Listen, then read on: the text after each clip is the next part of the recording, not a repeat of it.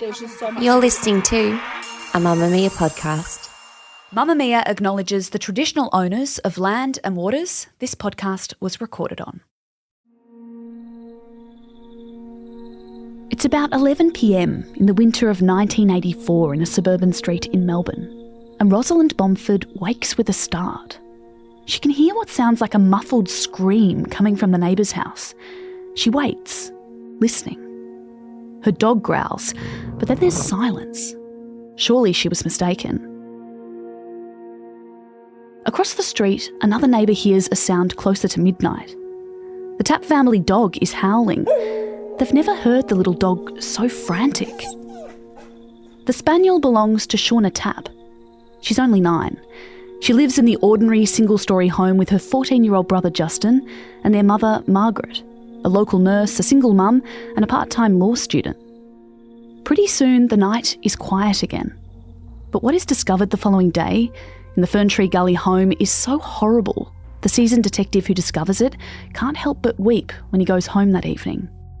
A crime so harrowing it should be among Australia's most infamous, but instead, all these years later, it's obvious this case has fallen through the cracks.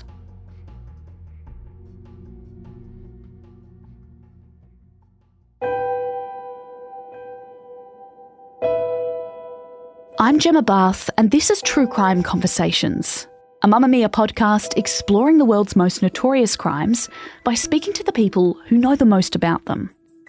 A warning, what happened to Seana and Margaret Tapp on a Tuesday night in August 4 decades ago is hard to hear.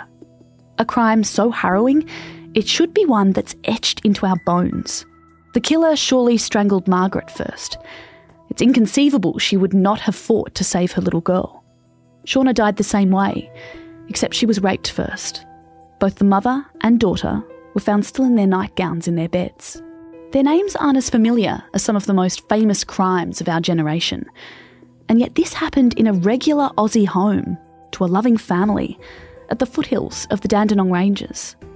To help us understand the crime, the coverage, and the police investigation that went cold, we're joined by journalist, podcaster and author of Life and Crimes, Andrew Rule, who covered the story when it first broke in the 1980s. In more recent stories covering the case, Andrew is adamant. Reporters and police sometimes get it wrong, including him. Andrew joins us now.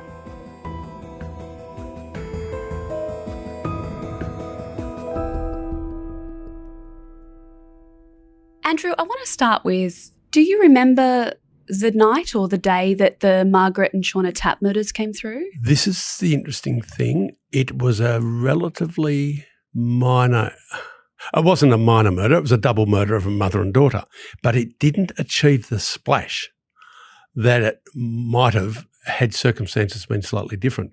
Looking back on it, I was amazed years later to look back and see that it only generated something like 5 news stories in newspapers. 5 only. Do you mean in that initial kind of breaking news stage? In that first year or whatever, when it happened. Right. Yeah. It wasn't massive news for days and weeks because there were no developments, and also in those cases, usually the police will wheel out the grieving relatives who make appeals, and there's, heartbroken people, pictures.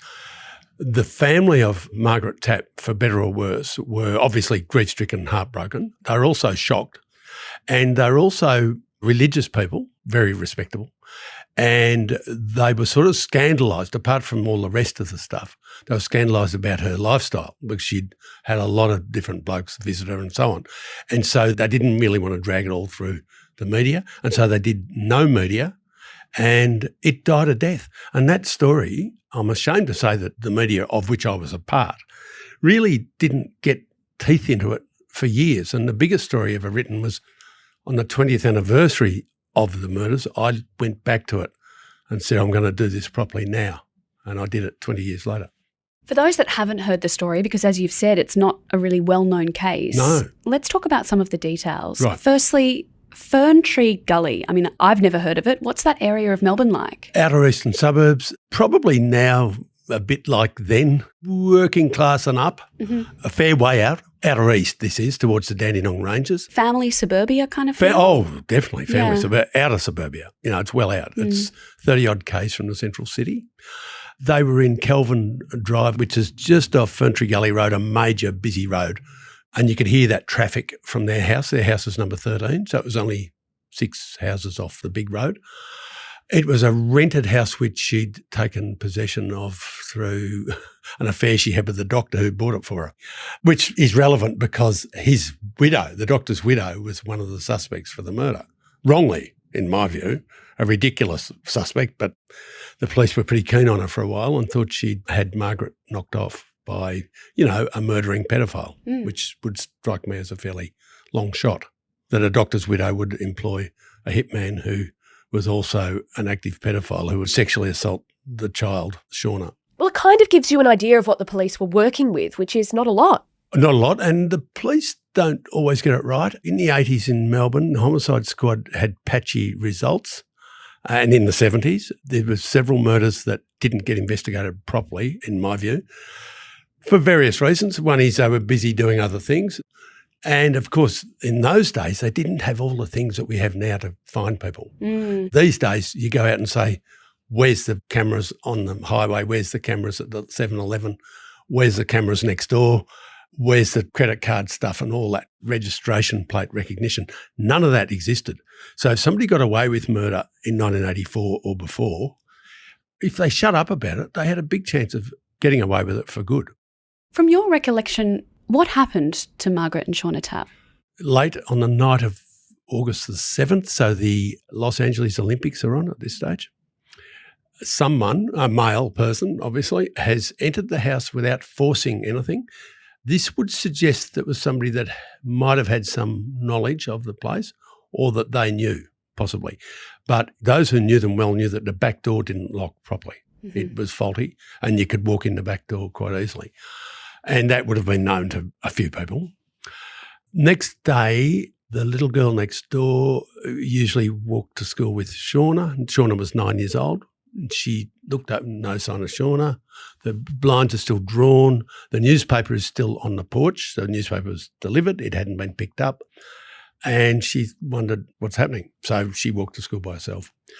Later that afternoon, a man who knew Margaret, a nice fellow, a carpenter, harmless guy, he came round to see her to see if she wanted to go to the opera with him. And knock, knock, knock, no sign. Her brother-in-law is another one who turned up and saw the paper, saw the locked door, no sign. One of those two guys, Jim the carpenter, the friend, the opera guy, he goes in the back door and finds the crime scene. He finds both of them in separate beds with the covers pulled up to their necks as if it's done by somebody covering up the crime, the psychology of it. And both of them had been strangled with something. In the case of Seana, the 9-year-old girl, there was semen found on her nightdress, which would suggest a sort of a sexual motive. So this wasn't a burglary gone wrong. This wasn't, a hit on Margaret performed by a hitman. This was a weird sexual murder. Perhaps somebody known to them that had done something bad with Seana and then Margaret realised or yelled or, the little girl yelled, and maybe then the perpetrator killed both to cover up. This is what it looks like to me. I know you've spoken to one of the detectives that found that scene and he was pretty shaken up by it, wasn't he? I mean, there's detectives, many of them are married with kids. It does shake them up when they see dead kids. It really worries them.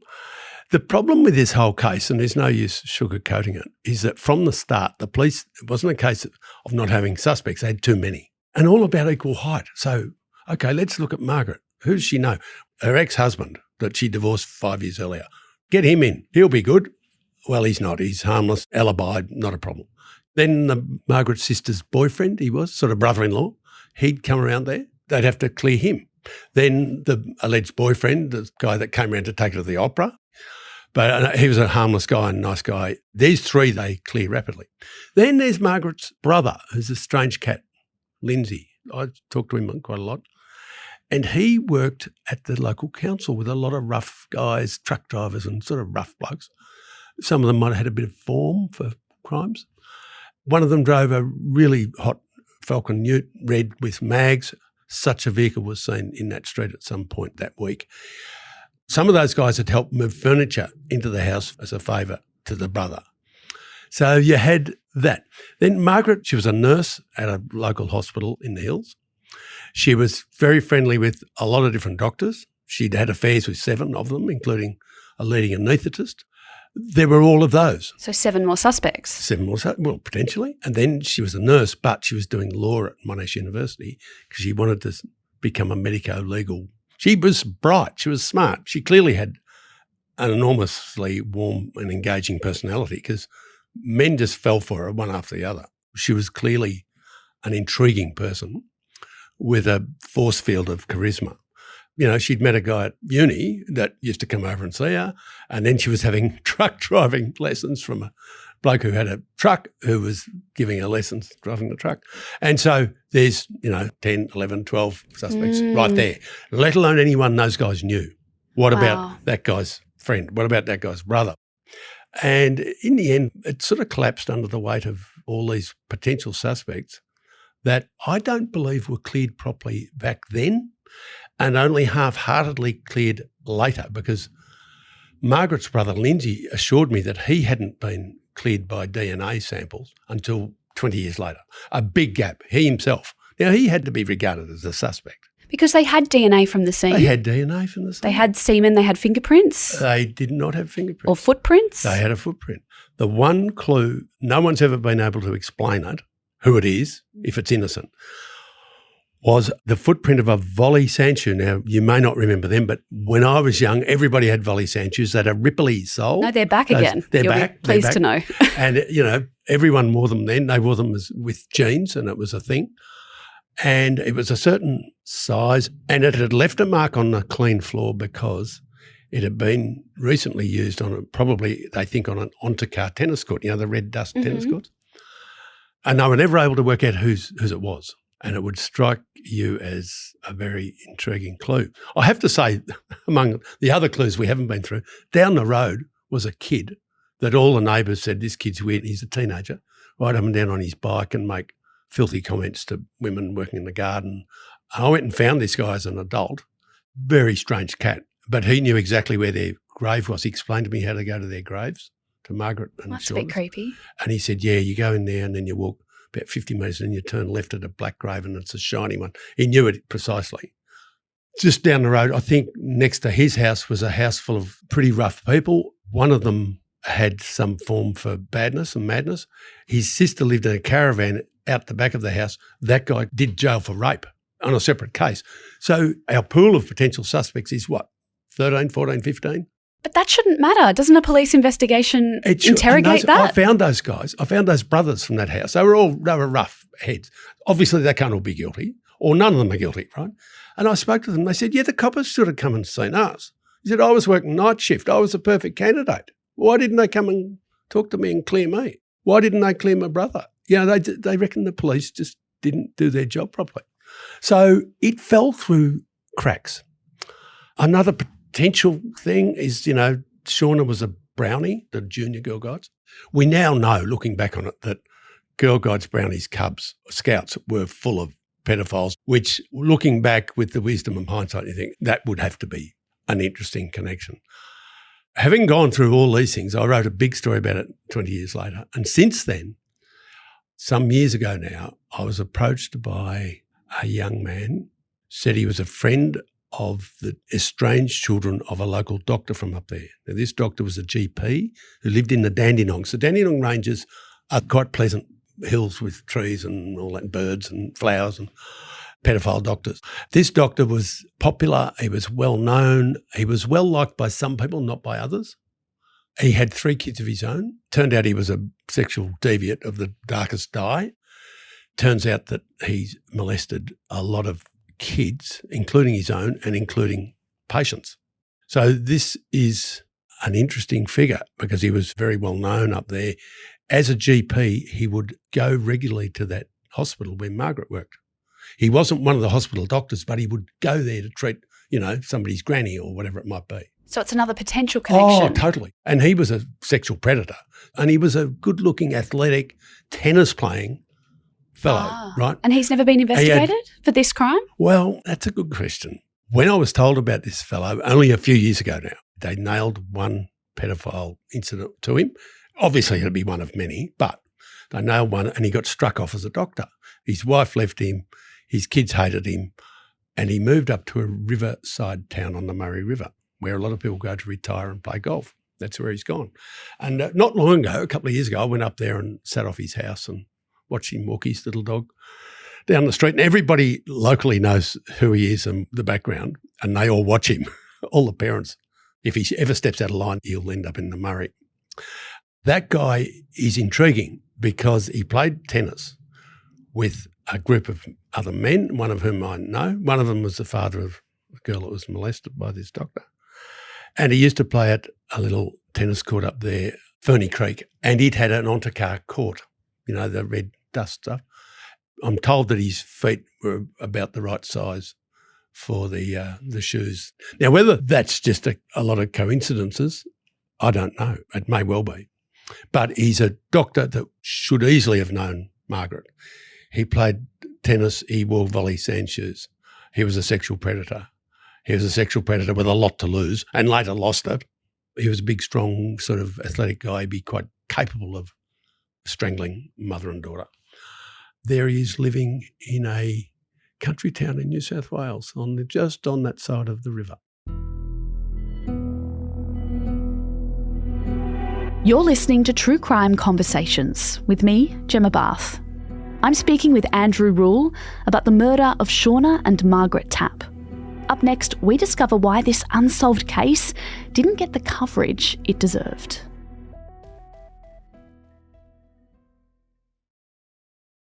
It's interesting because hearing that, obviously, there's a lot of alarm bells there, but then there's another really credible suspect that you write about a lot, which was Margaret's dad's friend, the ex-policeman, who we haven't even touched on. I haven't, because there's number, 18? We can talk about him. He died. I went and knocked on his door 20 years ago and he was on a cruise somewhere.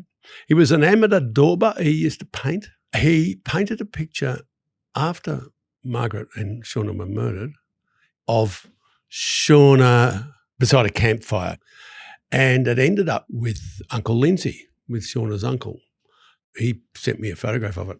And I was very intrigued by this Ian Cook. He was a bit of a predatory guy. That doesn't make him a killer and a pedophile, I have to say. He was an old copper that he'd known the family for years. They were sort of friends. I reckon he was in the Masonic Lodge with Margaret's father. I reckon there's a bit of a bond there, which might be one of the reasons the case didn't get publicised much. The police force in those days, there were a lot of that. Masons versus Catholics, very big in the police force until recent times. And those sort of things would apply, that if they said, oh, he's a brother and he doesn't want this publicised because it's embarrassing, that might well happen. So that fellow, Ian Cook, he'd known Margaret when she was a young runaway. She'd run away from home at 16 and he'd gone to St Kilda or somewhere and picked her up and brought her home.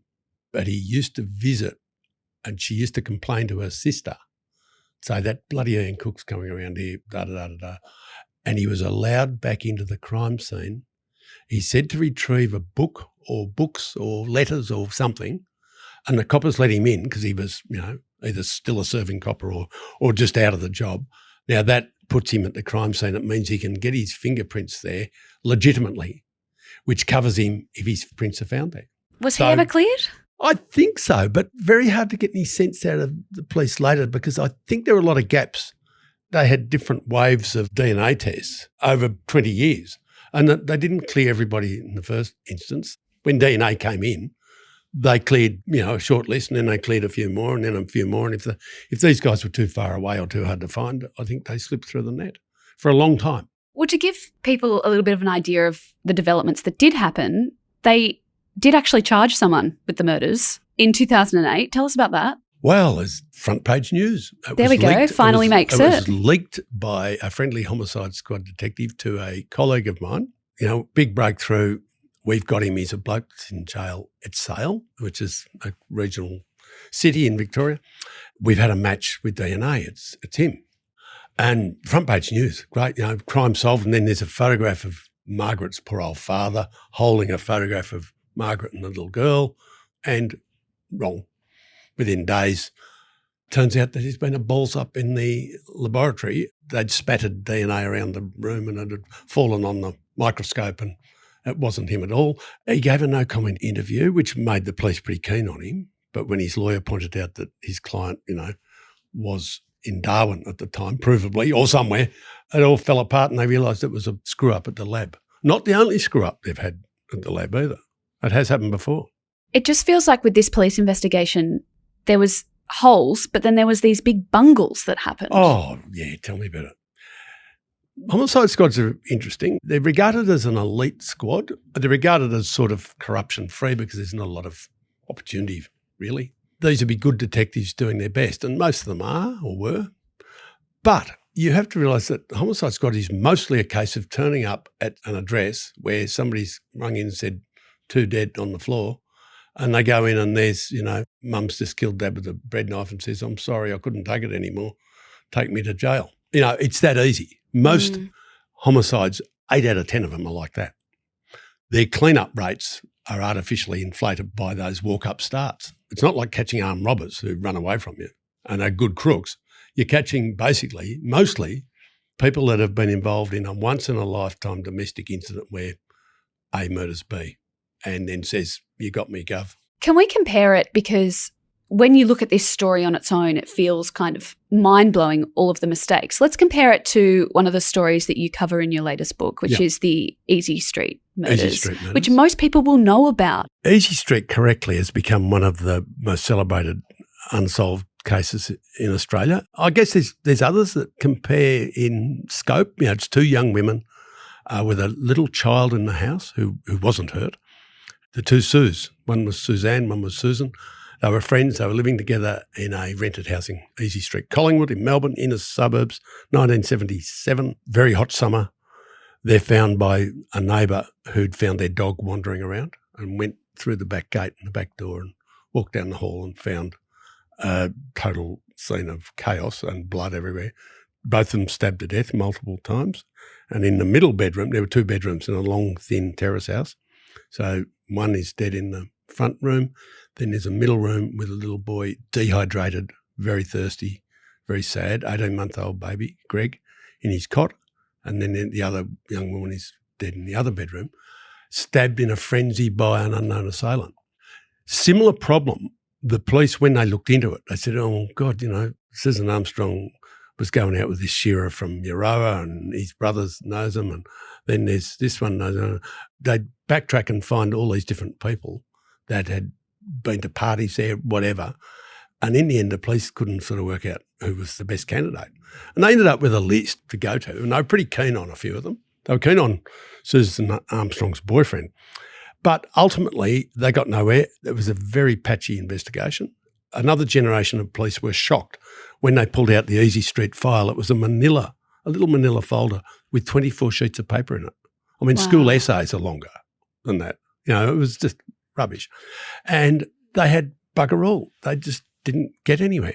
And again, they had too many potential candidates. One guy climbed through a window after the murders, gone in and left a note for them on a cigarette packet, ring me on this number. The police tracked him down and said, what's with you? And he said, well, I'd been there before. I knew how to open a window, but I didn't go that way towards the bedrooms. And he was one of 2 people that did that. The boyfriend, the shearer guy, had also walked in the back door and called out, no answer. So he didn't, being a well-mannered country boy, he did not walk up into the house. He just called out from the kitchen. So 2 different men that are known had been in that house after the murders. Do you think that particular case did get more attention from police in the end because it was getting more attention from us, from the public, from the media? Yeah, big media story, Easy Street. There's something about the name that just works. It's the Beaumont children and Easy Street have always been, they just caught the imagination, they caught the headlines and people never forgot them. The Margaret Tapp case actually is just as awful in every way, but it never caught attention in the same way. And that's why I concentrated on it years later to sort of remedy that. And what do you put that down to? Well, there's nowhere to go. See, the thing is about day-to-day reporting, you need a development of some sort, or you need somebody saying, tomorrow we're going to have Margaret's sister and the next day we're going to have a grandma and next day we're going to have something. So everything just spluttered out. It was awful, and I feel bad that that's what happened, but it wasn't a media conspiracy. It wasn't a police conspiracy. To some extent, it was the family. If the family had been really keen to pursue it, they would have fed the media, and they weren't going to do that. I think it also comes down to what people want to read as well. It does. And you know what? There's not an appetite for child sex stories, I have to say. They're so awful, abhorrent, that nobody approaches them the way we approach. When a gangster gets shot, happy days. It's wonderful. As long as no one innocent gets hurt, we're all happy. No one thinks it's a great story to do something about a dead child that's been sexually assaulted. It's just too awful to contemplate.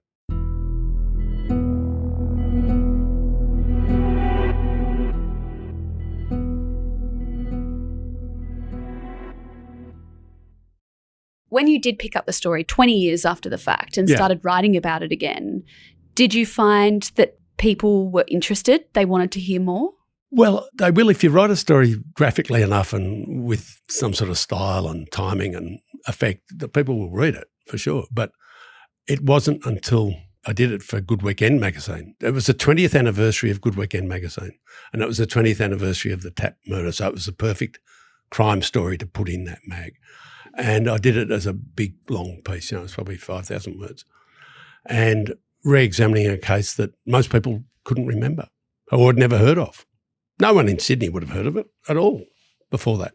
I don't think many people in Australia might have heard of it. Oh, true. I'm just saying. Yeah. I mean, some Melbourne people, I certainly remember it happening, but I was a crime reporter, so naturally I should remember. But it's only become more notorious in the last 20 years when we've focused on it a bit. Do you think that crime could ever be solved now that we are 40 years down the track?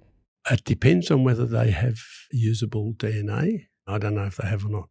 And if they have, who knows, one day somebody somewhere might fall into the net. I want to ask you more generally, because you've written about a lot of crime in your career. What has it taught you about people looking into the worst of society? Nature and nurture both apply, but most of the most awful, violent killers have been, to a large extent, created by what happened to them as kids. And this is not to excuse anyone, but I've just realised in the last decade or so that I keep seeing these patterns emerge. The family court bomber up here, Leonard, the mad fireman, killed people everywhere, shot them, he bombed them, he burnt places down, he did terrible things. Very angry man. And when you go back and look at that story, you go, now Leonard was all right until his mum died when he was 10. And then he ends up in that notorious boys' home where kids were abused. And so this smiling little kid, pictured in grade 6, by the time he's 14, he's sullen and vengeful and weird. Well, why? Because he went to that place and he will have been raped, undoubtedly, at that place. Christopher Dale Flannery, the big-time hit man that was disappeared in Sydney, murdered by gangsters, prolific killer known as Rent-A-Kill, very violent man, was sent to a boys' home in Victoria called Morning Star, run by the Franciscan monks. His cousin told me that he used to cry when he talked about what had happened to him at the boys' home. Now, this is true of so many of these guys, that if you go back through it, you find out that they were exposed. I can do this for an hour. I can tell you examples of it, and I won't bore you with it. But trust me, so many of them, including the Russell Street bombers in Melbourne, the old guy, Stan Taylor, who was the mentor to those young blokes, he had been put in a Salvation Army boys' home when he was 9. For good reason. His home life would have been awful. His father was a brute. He'd been brutalised as a youngster, an intelligent youngster, brutalised, and then always trying to get back at the world in some way. And it turns them into very, very violent, evil people. And I think that's something I've realised more and more and more, that you see that pattern repeated often. What about the criminal justice system? Because I think doing this podcast, obviously there are so many police officers out there doing the right thing, but then there are certain cases like the one we've been talking about today where things haven't been done correctly. People have potentially fallen through gaps, or there's corruption. What have you learnt from that? Or do you feel a bit jaded? Yeah. Look, I think police forces have probably improved in many ways. I think they're more honest now, police, because it used to be a step away from poverty for working class boys if you were big and strong and were smart enough to get into the police force, you had to have a certain level of proficiency. It was a way to get away from swinging a pick or, working on the tramways. It became a very corrupt brotherhood for that reason, that these were poor people on the make. They were battling to pay off a house, battling to pay off a car, and the way they could do that on their relatively poor wages was to take money from SP bookies and from publicans and whatever else. And that's what made police force, particularly in New South Wales and Queensland, but everywhere, that's what fostered that low hum of corruption that bloomed magnificently in Sydney, I have to say, where it went right to the top. These days, police work, I think, is more of a middle-class aspirational thing, and that, you may well know people that are police officers. I'm guessing your parents may not have. At a wild guess, back in the day, or your grandparents. I mean, I'm making gross assumptions here. No, you're actually correct. You know what I mean? My grandparents and parents, I don't think I know a police officer, but I know several. Yeah. It's a very esteemed profession nowadays. It's changed. And those people, the sort of modern, well-fed, clean-cut kids, they don't tend to be corrupt. They're not looking to steal $20. And for a start, they don't feel poor. They may not be wealthy, but they don't come from grinding poverty the way a lot of people did. People who were joining up in the 50s, they remembered the Depression. They remembered what it was like to be hungry, and that made them pretty mean. But I guess with so many crimes happening today, we don't have all of the resources to go back and undo all of the potentially bad police work of the past. Oh, dead right. And, I can recall this. I worked in the tail end of that era. Police, they're hard drinkers. What you did if you wanted to get stories, you went to the pub and you pubbed them, drink for drink. And sometimes they'd tell you something, you didn't write it down on a beer coaster, put it in your pocket. So you have, I guess, a lot of hope seeing the police work of today? Look, it's technologically advanced. I mean, it's like flying aeroplanes. These days there's a computer that's doing it for you. And in the olden days, you had to look at the sky and work it out for yourself. It's that different. Well, as you said, it's harder to get away with crime nowadays. I think that in a modern Western world, a place like Australia, Canada, US, whatever, those sort of countries, that a serious crime like murder is almost impossible to get away with. Telephones, credit cards, FPOS, cars, registration, all that stuff, you're traceable. And as soon as they suspect that you're a potential candidate, they can backtrack and work out where you were and when you were there. And then suddenly they go, oh, well, she was here when so-and-so was killed 25 feet away. I mean, it's good news, but it does make me sad for the Margarets and the Seanas of the world. It's a terrible story, poor both of them, but poor little Seana. It's actually a really sad story about what happened after the murders because there was another child involved, Justin. Yeah, oh, you're right. The last major story I did about this, I went to England on other business and I went to a regional town out of London called High Wycombe to find Seana's brother. I'd arranged to go and see him. Well, by the time I got there, he was dead. But, in the intervening weeks when I'd decided to do this, he had essentially drunk himself to death and perhaps even suicided. Justin Tapp was older than Seana, so I think he was 14 when the deaths happened. He had an English passport. I think his dad might have been English. And he used that to get back to England and work there. And I went and found the woman that he'd been living with at one point. She was very nice and she picked me up from the station and we had a long talk. And she told me about his sad life. She said he came here and he played cricket in the local team and everybody liked him, but he just couldn't get away from the nightmares and the demons, and he always blamed himself because had he been home that night, which he wasn't, he was staying with his grandparents, it wouldn't have happened. He thought that he would have saved them. And so for the next, 30 years, he blamed himself and eventually it killed him. He basically drank himself to death. He might have suicided. They couldn't tell. When they found his body, it was so badly decomposed that they couldn't really tell. So when we talk about the Tapp murders, we talk about Seana and Margaret, but really we should include Justin in that. Oh, yeah. There's that. And then the father of the two children. I mean, that poor man, innocent, nice, harmless man whose life has just been wrecked. But it's possible that there's some DNA sitting somewhere and one day they'll nail it. It's conceivable. Thanks to Andrew Rule for assisting us to tell this story. True Crime Conversations is a Mamamia podcast hosted and produced by me, Gemma Barth. Our executive producer is Liv Proud. Thanks so much for listening. I'll be back next week with another True Crime Conversation.